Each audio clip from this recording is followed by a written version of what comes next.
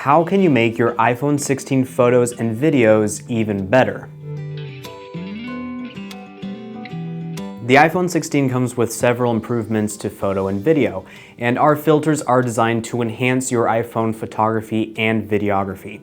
They are also all compatible with the iPhone 16 lineup. Here's how you can take the iPhone 16 camera to the next level with our filters. There are 5 different SANDMARC filters: the motion filter, drama filter, hybrid filter, cloud filter, and our exciting new introduction to the lineup, the retro filter, which we'll be going over last, so make sure to stay tuned till the end for that. After going over these filters, I'll do a quick run through of how to mount the filters onto the iPhone, and lastly, I'll go over the third-party camera apps that we recommend. Number 1, the motion filter. The motion filter is essentially a VND or variable ND filter. ND stands for neutral density, by the way. Being a variable ND basically means that you can fully adjust the amount of light you want hitting your iPhone sensor.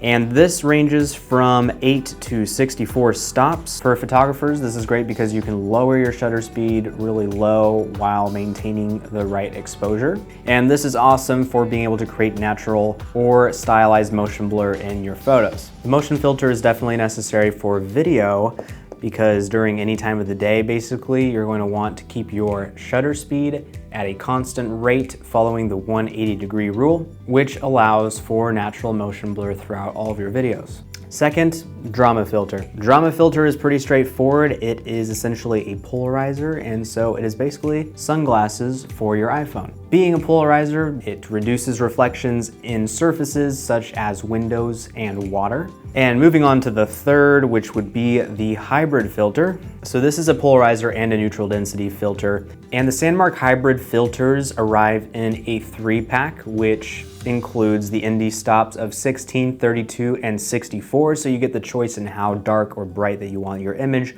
while constantly polarizing everything as well. The fourth filter is the cloud filter. This is a really awesome filter for nighttime. If you know what a Pro Mist is, this is essentially Pro Mist for the iPhone. And the effects of this filter are most evident at night when you have artificial light sources or strong points of light in the frame. It's going to nicely diffuse that into a soft haze, and it's great for creating a dreamy, glowy effect to your videos. The SANDMARC Cloud Filter pack comes with 2 of these filters. One is a 1/8 diffusion, one is 1/4 diffusion.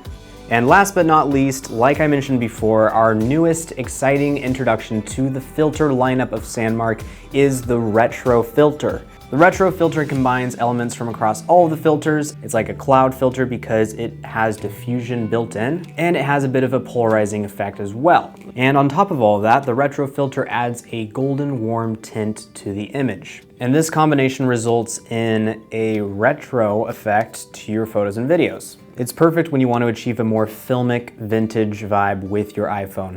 Let's talk about how to mount these filters to your iPhone. There are 3 ways, but the simplest and most straightforward way would be using the clip that is included in all of the filter packages.